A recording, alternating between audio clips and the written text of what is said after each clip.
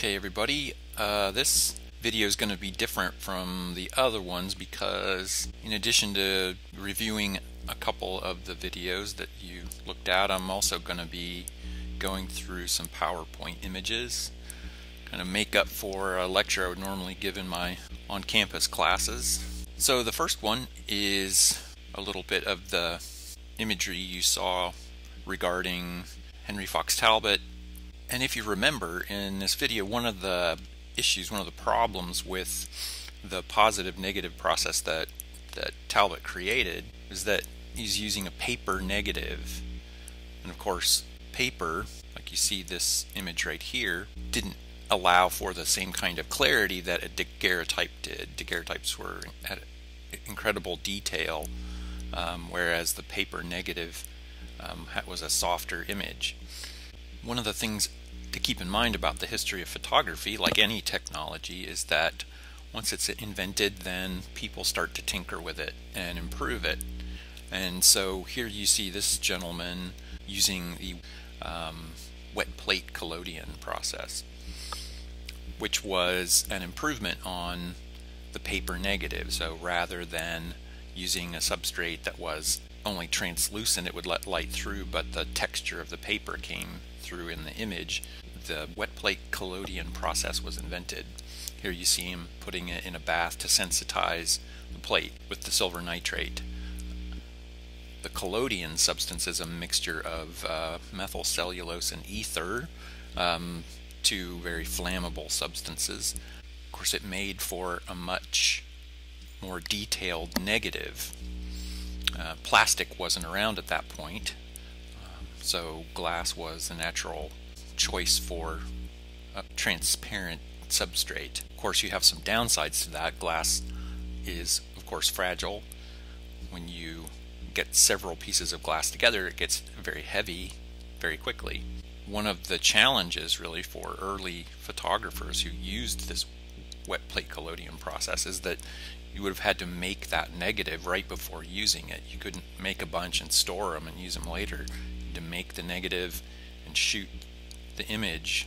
So here you see that he set up this van with a kind of mobile darkroom so he can photograph this gentleman, process the negative right there on the spot. It's hard to imagine photographers in the 19th century having to go out in a vehicle like this, loaded down with chemicals, water, a few dozen glass plates, and going out to shoot. Ambitious photographer might get a dozen images shot in a day, whereas today, of course, you could take hundreds.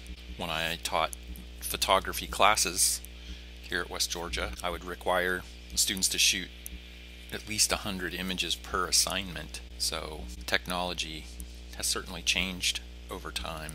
Something else to point out too, the video that I was just showing you, the gentleman's making what he calls an ambrotype. This is an ambrotype.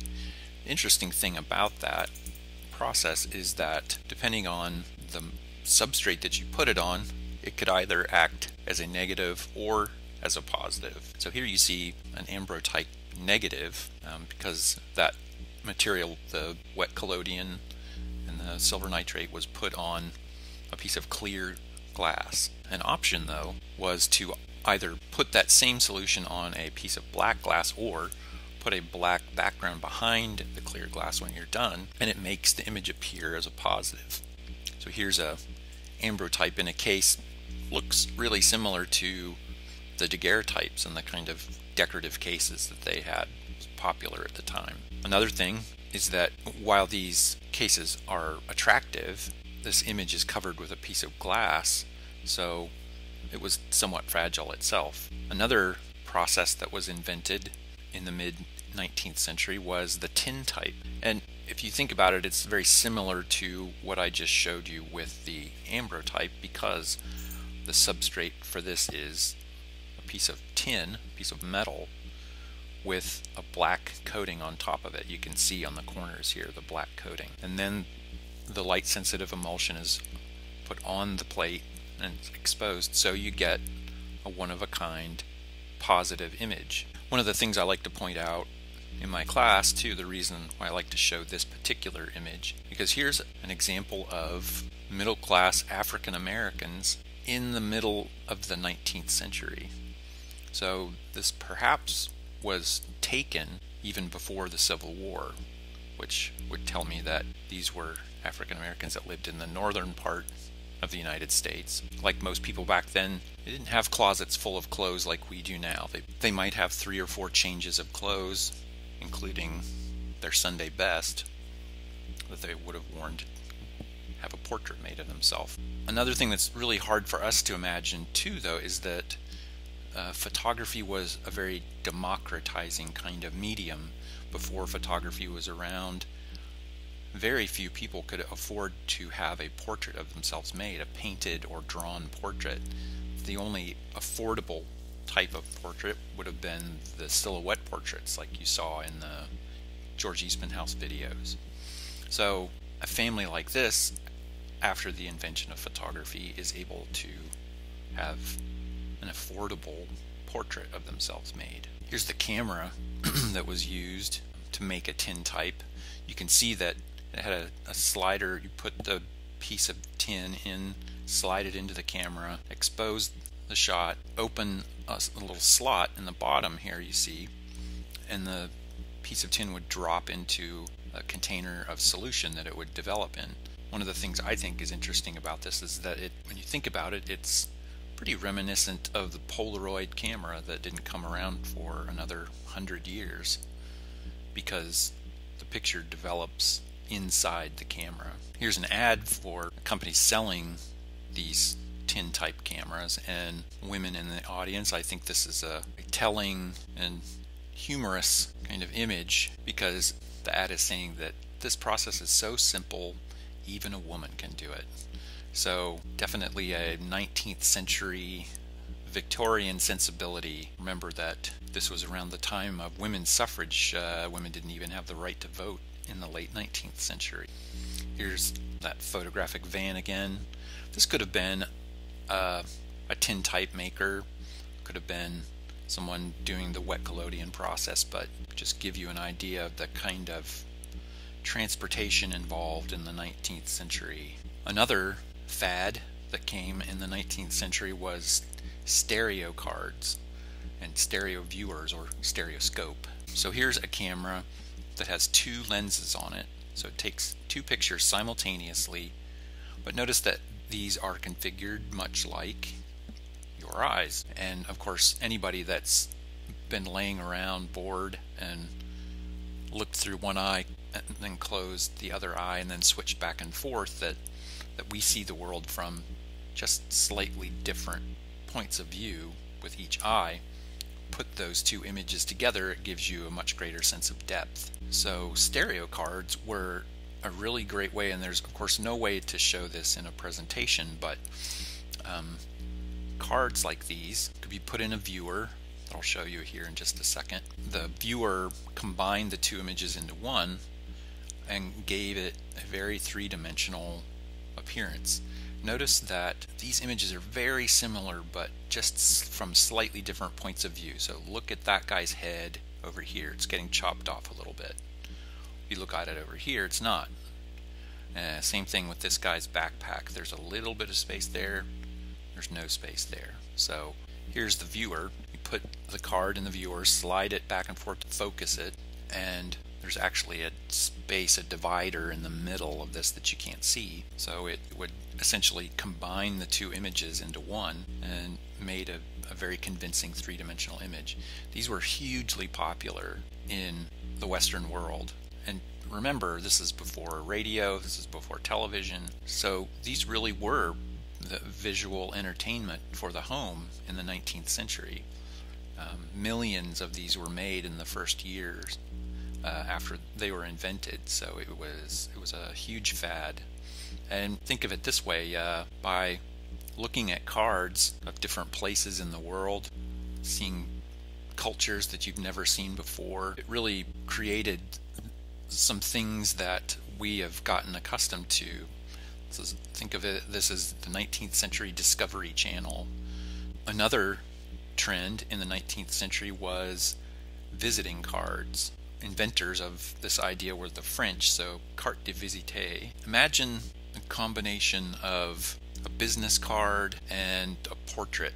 And people would give them out the way a businessman would give out a business card. If you were trying to make a name for yourself, it was a good way to get the word out. So here, this guy sitting here had visiting cards made during his first term prior to getting reelected to a second term. And historians believe that his success in getting reelected was in part due to the fact that he used a visiting card, whereas his opponent did not. Another population that used visiting cards was rich and famous. It was a way to cultivate a reputation in rich society or as an entertainer. So think about this. This is an important thing that I want to stress by showing you these images, is that you're looking at the 19th century precursors to many of the things that we take for granted now. Visual media used to get your name out, to get your face out. Visiting cards were much like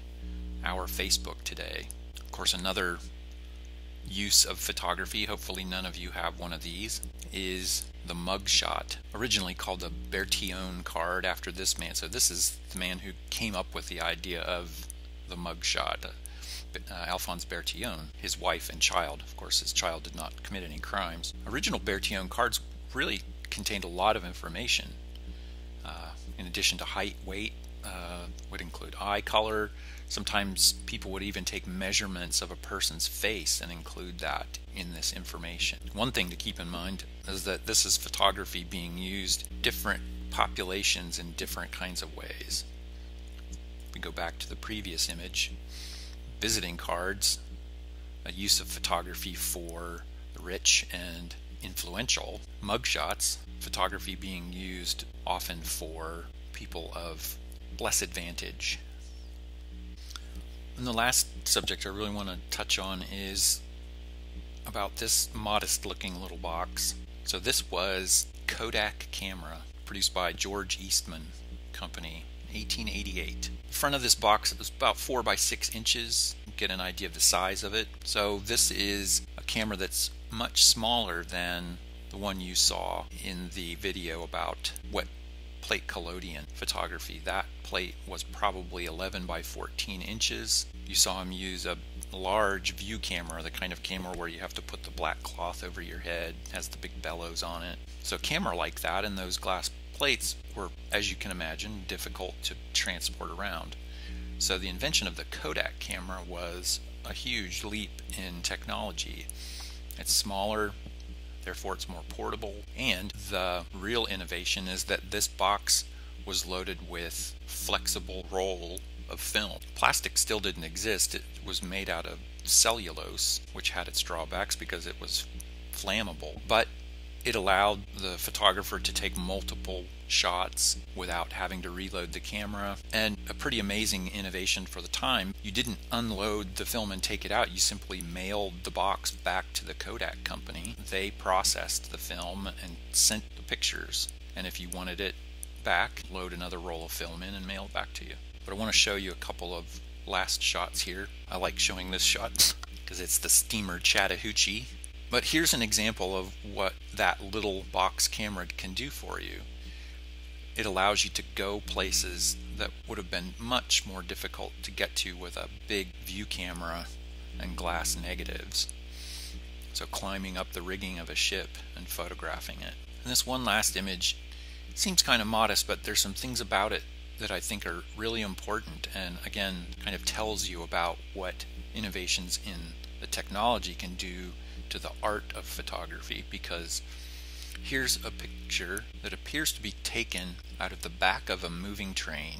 So for one thing, another place that a large view camera couldn't have gone. The train's moving, it's in pretty rough terrain. And another thing about this, it's subtle but important, is that the view of this image is just slightly tilted, and it's a asymmetrical composition. This kind of gives you an idea that this smaller box camera allows you to be more dynamic in the way you're composing images. Even something as subtle as tilting the camera slightly or creating this more dynamic asymmetrical composition really comes with the little Kodak camera.